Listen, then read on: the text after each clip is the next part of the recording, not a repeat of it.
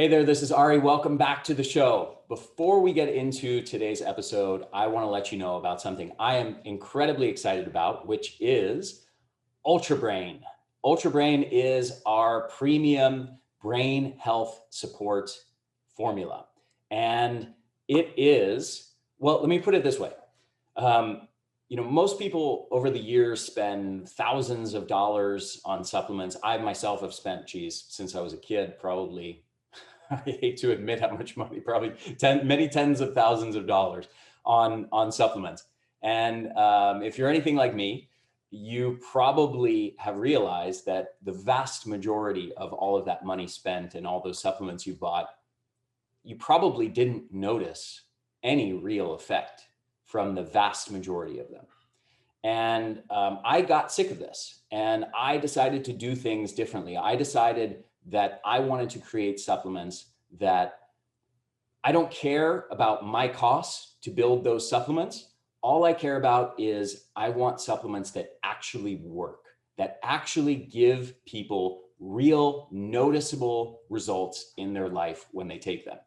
And all of the supplements, I have 4 supplements that I've created now. All of my supplements are built with that in mind. They are, to give you a little insider's look into the supplement formulating industry, my costs for formulating these supplements are typically 5 to 10 times higher than pretty much all other supplement formulators. And all my friends who are in that industry all tell me that I'm absolutely nuts for what I'm doing. But the reason why is because I'm using not only premium ingredients, but I'm using real dosages of these ingredients. And that's the thing that most people don't understand, is that most supplement companies are cutting corners where they might use quality ingredients, but they're putting them typically in 1/5, 1/10, or 1/20th of the actual real effective dose that's been shown in scientific research to provide a benefit. So the net effect of that is people end up spending money for a supplement that is just not giving real dosages and therefore not providing any noticeable benefit. So like I said, I do things differently. I'm putting in real doses of these ingredients. And my goal is to actually provide you with amazing life-changing benefits. So with all of that said, I have to say that Ultra Brain in particular has been the supplement I've been most blown away with by the feedback.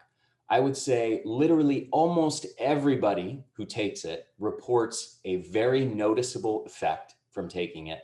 And I've been blown away by the amount of people that have just described it as life-changing. I had one woman just a couple of days ago in our private Energy Blueprint program Facebook group say that she thinks that it's literally cured her CFS symptoms that she's had for many, many years now. And she's absolutely just astounded by it. So I'm getting that kind of feedback on a level that I have to say has even surprised me, because it's just so common for people to report that kind of life-changing feedback. But Ultra Brain is absolutely, just bar none, the most powerful mood optimization brain health support formula on the market. And it really provides incredible benefits for focus and mood optimization, combating depression and anxiety in particular. Just to give you a glimpse of why that is, there's a couple of ingredients that even just as individual ingredients have shown themselves to be on par with the effects of antidepressants, anti-anxiety drugs, and things like that. For example, saffron extract. There's research on that compared to Prozac showing that it provides basically equivalent effects, antidepressant effects in the context of people with depression to fluoxetine, which is Prozac.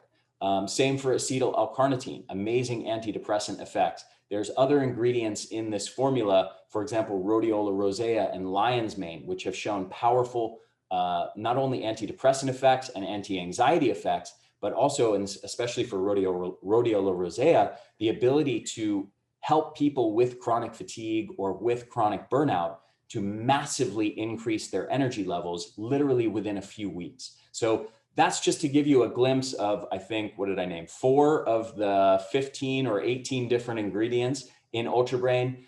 We've put together a page for you outlining all the science on these different ingredients. Go check it out. You can find it at store.theenergyblueprint.com. and go try out this formula.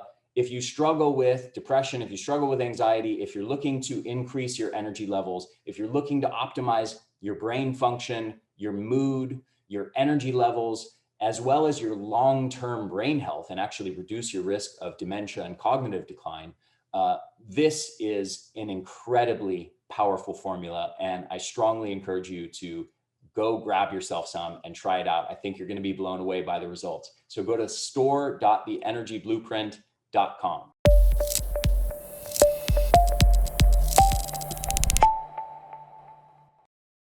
Hey there, this is Ari. Welcome back to the Energy Blueprint podcast. With me now is my friend Jodi Cohen, who is a best-selling author, award-winning journalist, functional practitioner, and founder of Vibrant Blue Oils, where she's combined her training in nutritional therapy and aromatherapy to create unique proprietary blends of organic and wild-crafted essential oils. She's helped over 70,000 clients heal from brain-related challenges, including anxiety, insomnia, and autoimmunity. Her website, vibrantblueoils.com, is visited by over 500,000 natural health seekers every year, and she's rapidly become a top resource for essential oils education on the internet today. Her first book, Healing with Essential Oils, is available on Amazon.com, and her new book, which is what we're going to be talking about, the content of which we're going to be talking about in this interview, is called Essential Oils to Boost the Brain and Heal the Body, will be released on March 16th. 2021. So welcome back, Jodi. Such a pleasure to have you. Oh my gosh, thanks for having me. Yeah. So tell me about what led you to this whole interest in the brain and essential oils and how they interact with brain-related symptoms and brain function more broadly. Yeah, I think necessity is the mother of invention. You know, I had been working in nutritional therapy for a long time and recognized that certain things were really easy. You know, if someone's low in vitamin B, it's pretty easy to megadose them. If they're trying to get off antidepressants or support sleep or anything, you know, calm mood, brain stuff was harder because it was hard to get the right remedy into the right area of the brain. And then my own kind of rock bottom, I was so desperate that I would try anything. I had been really high cortisol for a really long time. And when I kind of bottomed out, nothing was helping. And someone suggested oils. And I think the fact that they can be assimilated topically, as opposed to having to go through the digestive channel, it got into my system quickly. It helped me feel better immediately. And then I was like, why is this working? So I started to back into the research and found that, you know, your sense of smell, your olfactory channel goes directly to the brain. Your skin, if something is fat soluble, it can get into your system quickly. And I thought, oh, that's a nice workaround. You know, it won't, if you're eating garbage and not exercising, it's not going to fix everything. But if you're doing a lot right, it's a nice adjunct to what you're already doing. Yeah, absolutely. So given that this is the Energy Blueprint podcast, we talk a lot about energy. So talk to me about, you know, how the areas of the brain or which areas of the brain tie into energy levels. Yeah, well, I'll talk about the parasympathetic nervous system and then kind of the amygdala and the hypothalamus pituitary axis. Okay. So first off, as I'm sure your listeners know, your operating system is your autonomic nervous system, and it allocates resources differently if it thinks that you're in survival and you need to fight or flee versus if it thinks you're safe. So when there's the fear that there's danger, you're going to release cortisol and adrenaline and all of the energizing resources, but that's not super sustainable over time. So when you need it for a quick energy burst, it's not necessarily available. So the more you can help kind of gear shift yourself so that you're not necessarily stuck in that stress state, but able to feel safe, feel focused, the more you can kind of allocate the resources how you want to. And a really interesting fact, the vagus nerve, the longest nerve in the body, really does serve as the gear shift between the fight or flight sympathetic branch of the nervous system and the parasympathetic rest and digest state. And anywhere that the vagus nerve wanders through the body, like deep breathing, you know, can activate it, kind of calming your heart rate variability. The vagus nerve also winds behind the earlobe on the mastoid bone, and that's where it's the most accessible to the surface. It's actually been approved by the FDA to do an electrical implant, a pacemaker-like device for epilepsy, depression, and migraines. But it's also a really good area if you have a stimulatory oil. Some oils are known as stimulatory because they make the skin feel red or warm, but you can use them to kind of stimulate certain areas and help to activate the vagus nerve. Hmm. Excellent. So how does that tie into energy levels specifically? When you're able to shift into the parasympathetic state, you're not expending your energy on danger. So you can expend it kind of on what you want it to. It also helps with your focus. So both physical energy and mental energy. When you're in danger, it's a little bit like you're on a runaway train. You can't really choose, like it's great if you're having an adrenaline rush at the end of a marathon and you're going to cross the finish line quickly. It's not so great if you're in a hypercortisol state all the time and you can't really allocate your energy when you need to. Hmm. It also helps with kind of the muscle signaling, and response time and also recovery time. As you know, recovery is really important to training and to energy. And if you're never able to drop into that recovery state, you're never able to kind of bounce back as quickly. Hmm. And so chronic stress obviously ties into this because basically that's synonymous with what you were saying there a minute ago, as far as being in that sympathetic state, being in a hypercortisol state all the time. Yeah, yeah. And another thing that oils are especially good for, oxygen. You talk about oxygen a lot, making sure that oxygen actually gets to the extremities, the hands, the feet, the head. Part of that is helping to dilate the vasculature. And there are a lot of oils, like peppermint is kind of known for this, black pepper. There are certain essential oils that you can apply, like right on the base of your brain or on the sides of your neck, to help ensure better oxygen flow, which helps with focus, which helps with reaction time. Hmm. So, so basically, how do oils figure into these brain issues, or this picture that you're painting of chronic stress and sympathetic versus parasympathetic dominance? Yeah, there are a couple aspects of it. There's the oil itself, which is the concentrated essence of plants, and plants have a lot of the chemical constituents that have been used to create drugs, like white willow bark has been altered to make aspirin. Valerian root has been altered to make Valium. So there's the actual chemical constituent that moves, the signals in our body, or the neurotransmitters and the hormones. Some are stimulatory, some are sedative. You can use drugs are used, to either, like GABA is an inhibitory neurotransmitter. If you calm the inhibitory signal, you're more active. If you stimulate the calming signal, you can basically use the chemical constituents of the oils to manipulate your energy level at any given state. You can also use them to enhance regions of the brain, for example, the hypothalamus, which is really critical in the endocrine system and just releasing different levels of hormones throughout the system. It's not only kind of sending the signal to release hormones, but it's monitoring the blood and the levels to make sure the right amount is there. It's constantly sending and receiving signals. And if the feedback that it's getting is off because it's just overwhelmed or glitching, then the outgoing signal is not going to be as solid. So the more you can help, I love that you call it the energy blueprint. I actually think that all of our organ systems have a blueprint. And I think sometimes they go out of balance with that blueprint. I think that's what sunlight and plants and nature do, is they help you to kind of reset that natural blueprint. So I think you can use the concentrated essence of plants, in combination, in blends, to reboot the regions of the brain, because you can actually get there by smelling things or topically applying to kind of work in perfect harmony. Hmm. So how do essential oils actually tie into specific parts of the brain, or do they are specific oils known to affect specific parts of the brain, or Yeah. what's the relationship? No, that's a great question. And so there are two ways to look at it. There's kind of what you see in clinical practice and then what the research says.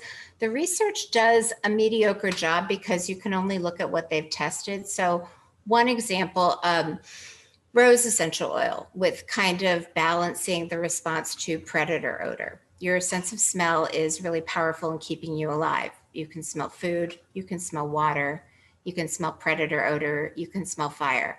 So there's a Nobel laureate named Linda Buck who started looking at the olfactory receptors to predator odor and what specifically stimulated them and what calmed them down. So she found that. So just to clarify, predator odor is literally smelling some kind of a predator animal? Correct. Okay, so like if Correct. we smell a lion or a tiger or, A bear? Oh my, yeah. In your neck of the woods up in Washington, yeah. Yeah, yeah. There are a lot of bears in Washington State. But you can use rose oil to counterbalance that. So all of those fear signals go to the part of your brain called the amygdala. And what's interesting is of your four senses, your sense of smell goes directly to the amygdala. The other four senses are routed to the thalamus first. And so there's Joseph Ledoux, who's a researcher out of NYU. He was the one who originally kind of figured out that smell has direct access to the amygdala. And he followed up, he just wrote a book in 2016 called Anxious, where he really details how the amygdala is kind of the first stage of sensing safety, which then, unbeknownst to you, almost automatically sends fear signals and chemicals throughout your body. And so when your body feels like it's under threat, a lot of things shut down. Like blood flow is routed away from digestion and detoxification to the arms and legs. Focus narrows, your pupils get really big, the black circles, and you're only able to take in certain information to kind of help you survive in that moment. So if you're talking about oils and energy, because your sense of smell is kind of so critical in both shifting how energy is allocated, you can use smell very strategically to kind of shift the gear towards basically putting yourself back in control of the safety switch. And one of the interesting things, your amygdala works very closely with your prefrontal cortex, the part of your brain that kind of serves as executive function. It's supposed to be almost like a safety check, like your amygdala starts to react. You're hiking, you think you see a snake, you jump back, and then your prefrontal cortex checks in and says, no, that's a stick. And what's interesting about this is that if you think about where your nostrils travel, they actually are brain cells and they go directly to your forehead. So smelling things, peppermint is a good example, rosemary, not only do they enhance focus, but they kind of bring energy and blood flow to your forehead, to your prefrontal cortex, so that you're better able to assess different potential safety aspects and allocate your resources and your energy wisely. So there is, just to clarify, so when you're saying forehead, you mean like the sinus cavity in the brain, or do you mean in the brain? In the brain. The sinus cavity, like in front of the brain? It actually, like, or you're talking that there's a direct connection between the nostrils and the brain itself. the nostrils and the brain itself, it travels through the cribriform plate, so up past the sinuses to actually access the forehead. Mm-hmm. What is the purpose of that from an evolutionary perspective? Is there some kind of consensus on why that's wired? It's because we need to have scent wired into the fear center of our brain to be able to detect, like maybe from, an ancestral sort of lineage of our ancestors having a much more sophisticated sense of smell than modern humans do, where they actually really use that sense of smell, like almost like a dog. Like a dog can pick up pheromones of another dog that's in heat. It can pick up the scent of, whatever animals that might be prey that it can eat. Obviously, modern humans don't have as developed of a sense of smell that we really use in that sort of way, but it seems like we have that connection that maybe would allow us to still do that in some way. Yeah, I think that's probably true. I mean, as we've moved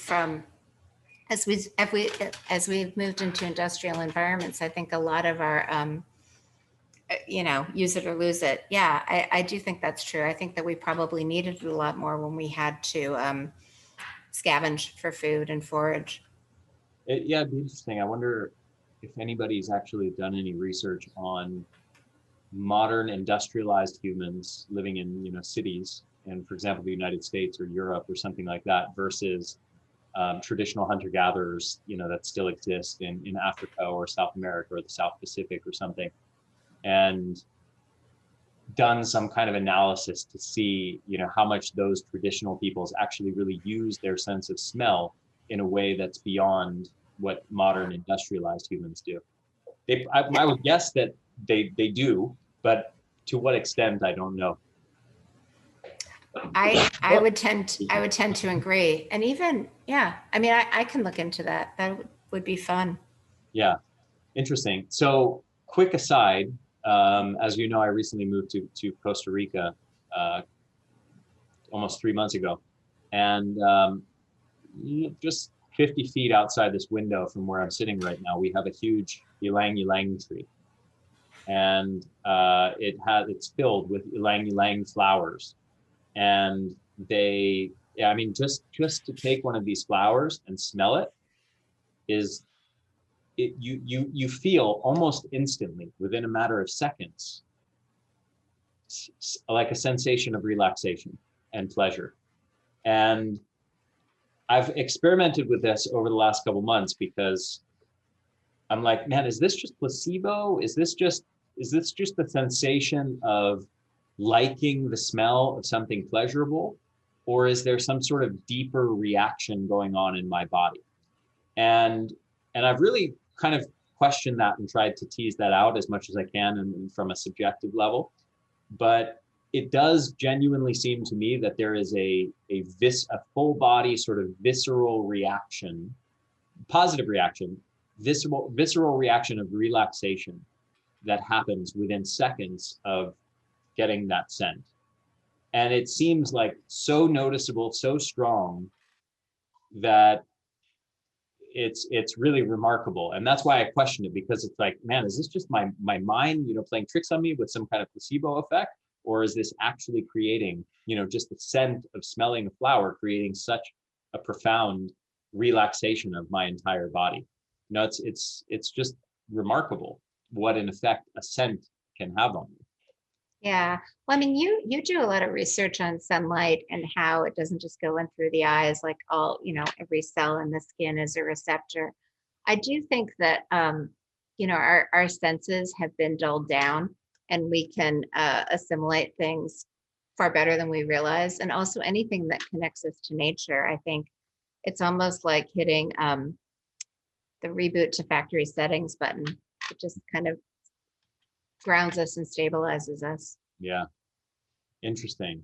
Okay, so let's talk about stress and anxiety. These are absolute energy destroyers. Yeah.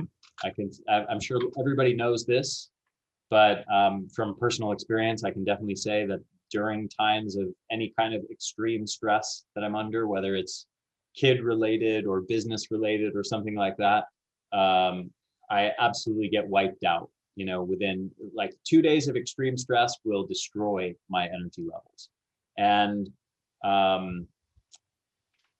anxiety is the same thing. Any kind of extreme anxiety will do that. So what are the best essential oils for anxiety and stress? Yeah, all the research points to all of the citrus oils as being really great for anxiety. The most research has been done on bergamot and neroli, which are a little bit expensive. I find that orange and actually lime are great as well. And one of the interesting strategies, there's a whole branch of chiropractic called functional neurology, where they're looking at different ways to balance the two hemispheres of the brain, both through smelling through particular nostrils, eye tracking, listening to different devices. And one of the things that I learned from our colleague Titus Chu is that when you're having any kind of anxiety attack or panic attack, that tends to be the right frontal hemisphere of the brain that's overstimulated. And he shared that the best way to calm that is to stimulate the left frontal lobe of the brain.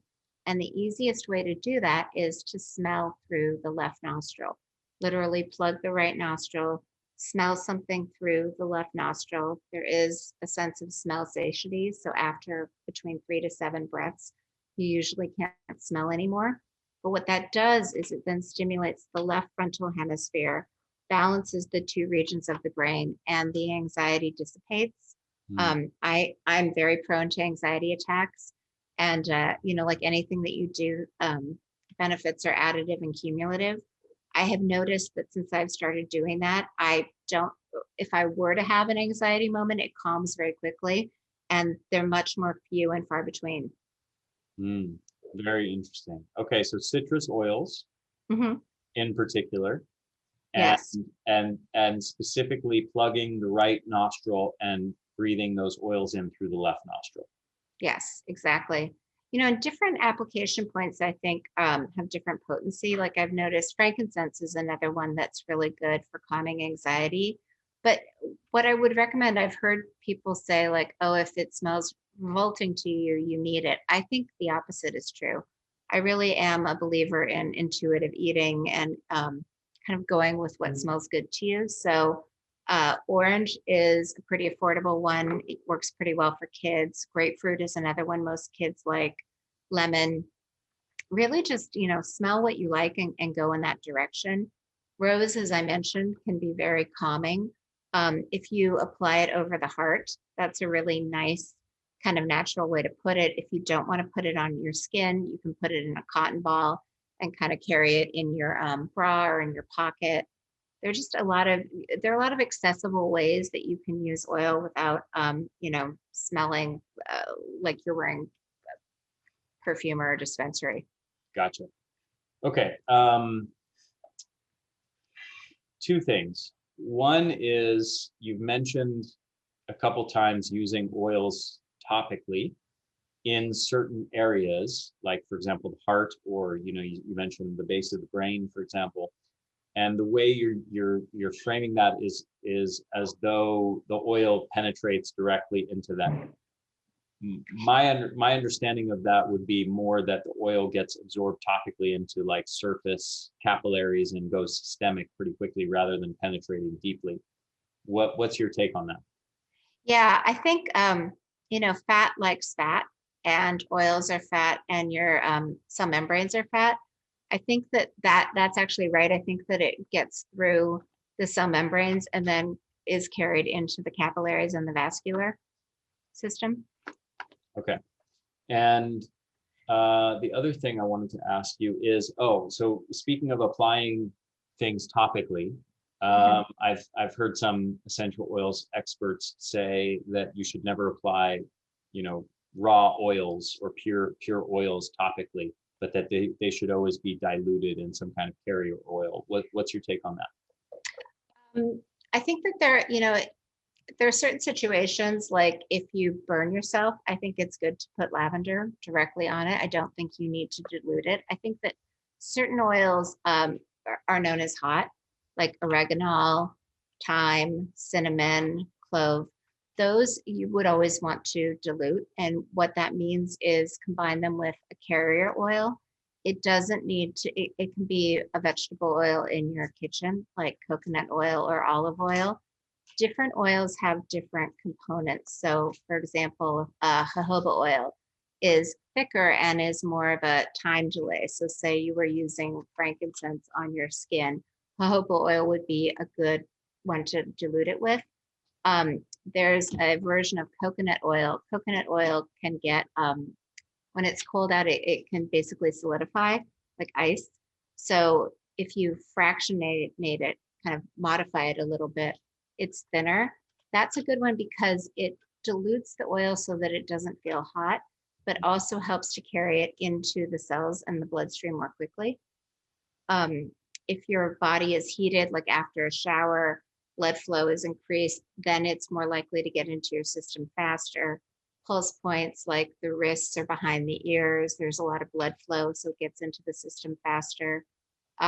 You would never want to put oil, I think, on like a cut, or I'm sorry, like a cut or a burn directly. You want to be really careful because then it will absorb more quickly. Does that answer your question? Yeah.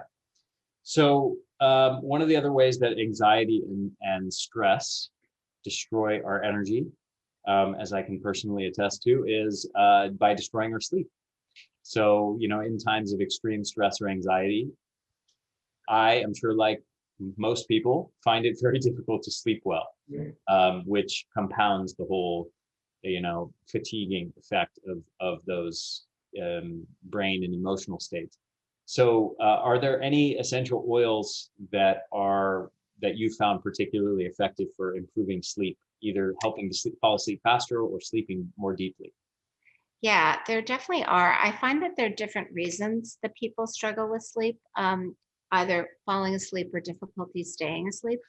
Lavender has a lot of research as being beneficial for sleep, but I find it's kind of like Benadryl. It either knocks you out or it doesn't, depending on what else is going on. The one way that I've found that lavender seems to help almost everyone is when it's combined in an Epsom salt bath. There's something about the combination of the magnesium and the Epsom salt and the heat and kind of carrying it into the system through the skin seems to be very relaxing. My favorite recipe is 2 cups of Epsom salt, 1 cup of baking soda.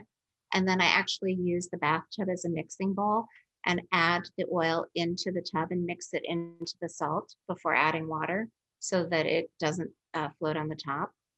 Um, then getting into sleep. If you're having trouble falling asleep, that usually has to do with the sleep hormone melatonin, which can be thrown off by high levels of cortisol during the day. It's your pineal gland in the middle of the brain that releases melatonin. Because the blood-brain barrier doesn't necessarily protect the pineal gland, it's very sensitive to environmental toxins like aluminum, fluoride in the water, glyphosate. And there's a lot of research. Stephanie Seneff does a great job of kind of talking about how those factors combine to cause what's called pineal calcification, which makes it more challenging for the pineal gland to release melatonin.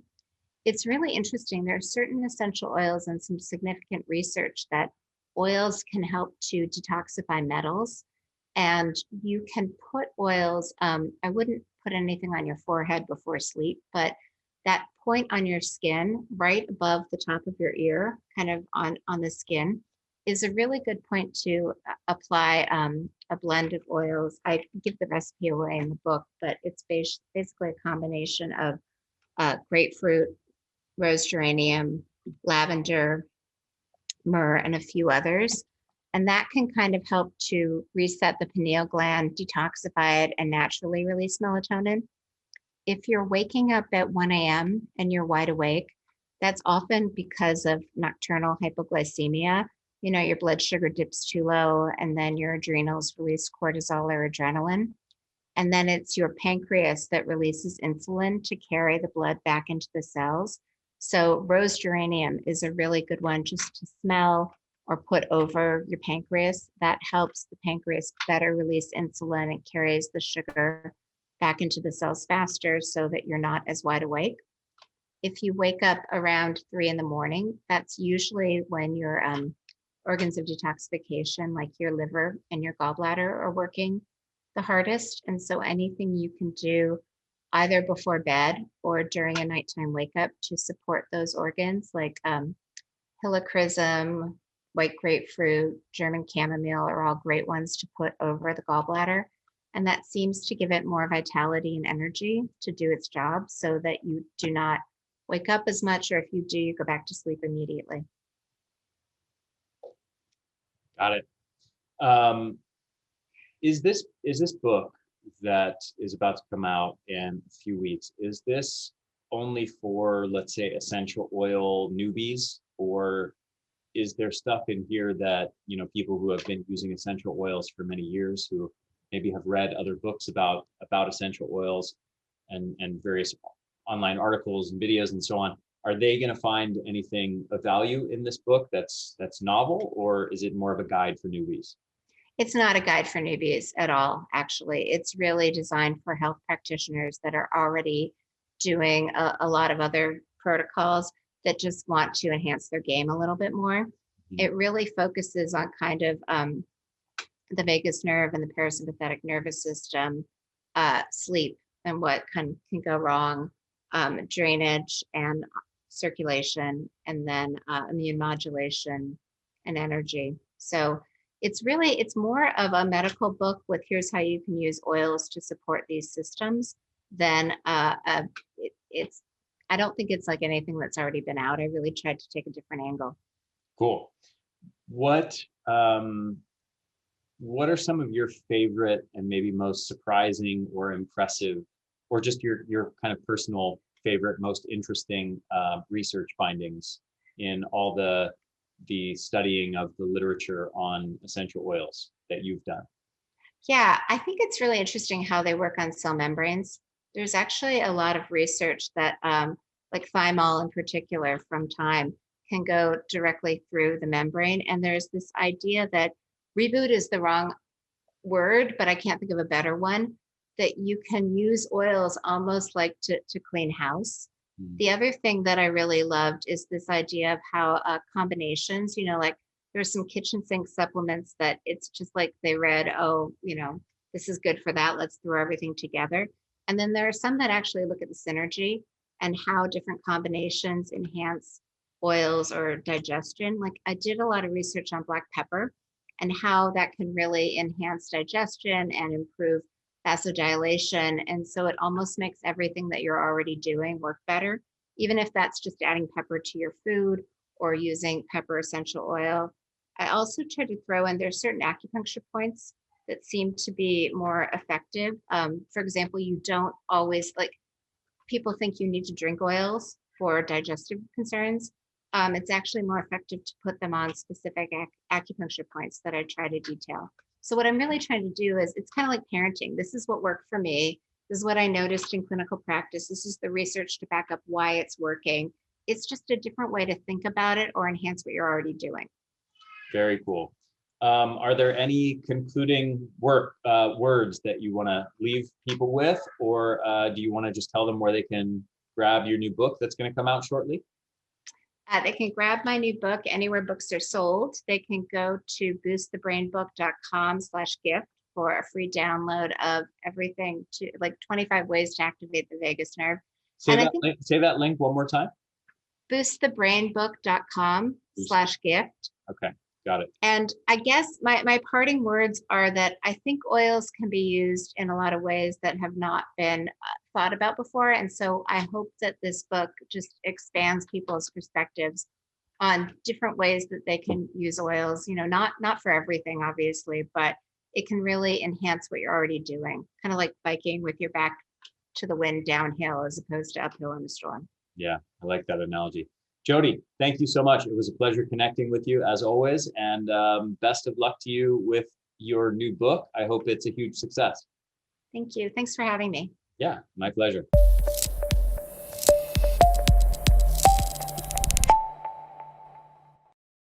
Hey there, this is Ari again. Thank you so much for listening to this episode. I hope you enjoyed it. If you did, if you found it valuable, please share it with your friends, share it with your family, help me get the word out there. Also, if you're on YouTube, make sure to hit the subscribe button and hit that little bell to get notifications every time we release a new video or new episode of the podcast. And if you're listening to this, make sure to subscribe to this podcast on iTunes or on your favorite podcast app. Thanks so much for supporting my work at the Energy Blueprint. I hope you enjoyed this episode. I will see you in the next one.